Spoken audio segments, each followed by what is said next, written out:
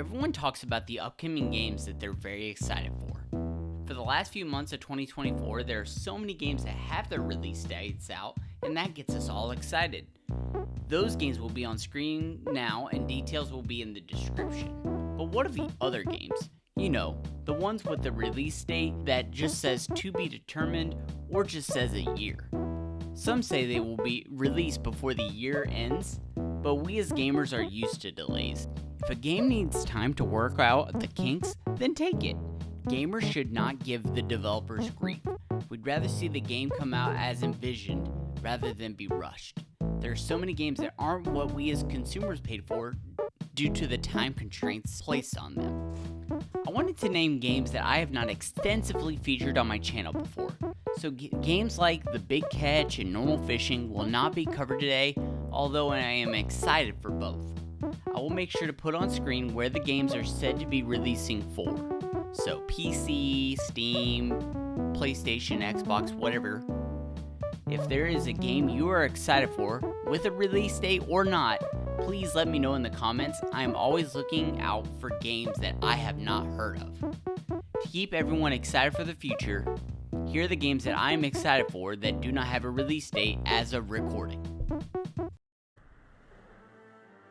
Crosscode really wowed me for the amount of content available. It really feels like an MMO world in single player form. So to see the developers tackle the foundation of Crosscode and build upon it for a new game makes me very excited, and graphically, it appears to be a step up. Not that graphics are the determining factor of a game's quality, but it's nice.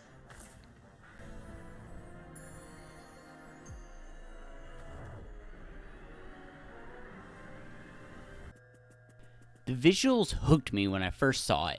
Claymation has been a part of my life since my early childhood, but the demo takes the visuals and adds in fun gameplay, humor, and co-op. The idea for the game is simple. You walk around and you bonk baddies with a bat, but they don't counterattack. Instead, they bounce around the walls like a pinball, acting as a projectile that damages others. Tremendous fun, and I cannot wait to play the final product with my wife.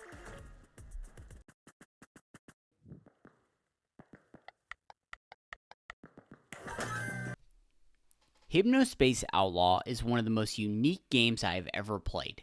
When you explain to people that it is a 90s internet surfing game where you go on the internet in your sleep, people are so confused by that premise. What it does is make you work out the mysteries as an internet cop, almost like moderators do for forums or Reddit in real life. Now the developers are working to make a somewhat sequel set in 2003. What gets me excited is the ideas of how it will differentiate itself from Hypnospace. There are a mix of reasons I am anticipating Mouse. The visuals are nostalgic, giving me strong Steamboat Willie vibes. Ever since playing Titanfall 2 last year for the first time, first-person shooters are more on my radar than before. Mullet Mad Jack was a hit from this year that I got because of my reintroduction to FPS games, and the tone the trailers give off makes it feel slapstick in the humor department, which is the most common in gaming but very fitting for Mouse.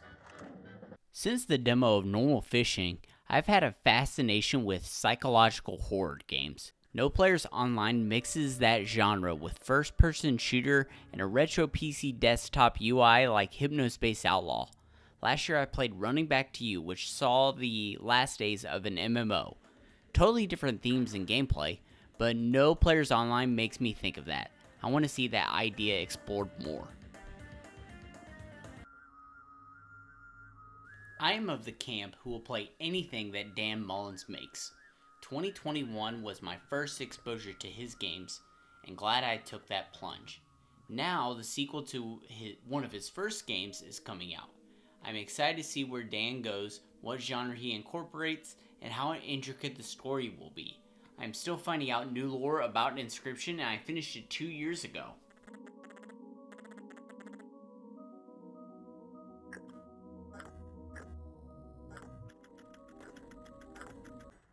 Fans of the channel know Super Smash Bros. Melee is my favorite game of all time.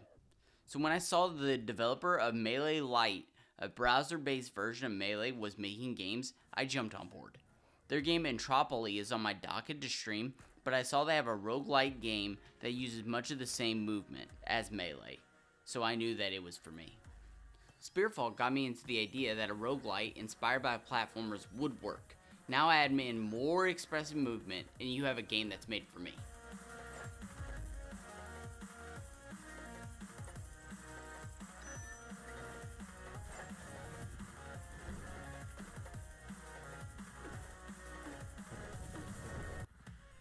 I, like many other millennials and those of Gen Z, grew up playing peripheral rhythm games, Guitar Hero, Rock Band, and DDR being the most notable. So to see Brace Yourself Games tackle the NecroDancer universe in a traditional scrolling note form had me interested. Then I tried the demo and found it's not just the characters from the universe. The notes are unique enemies that incorporate aspects that make them different from one another. Take aspects of rhythm games and do something different is one of the reasons why Crypt is so beloved. The songs are also bops, by the way.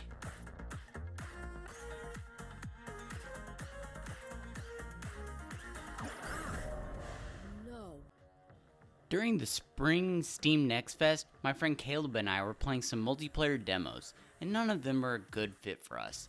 Then he suggested Sworn on a whim. Neither of us had heard of it before, and it blew our expectations out of the water based on what the other demos we had tried. The multiplayer was a lot of fun, the characters and weapons all felt distinct and unique, it has a great style to it. I have a feeling my friend group will get a lot of plays out of it, and hoping others will put it on their radar.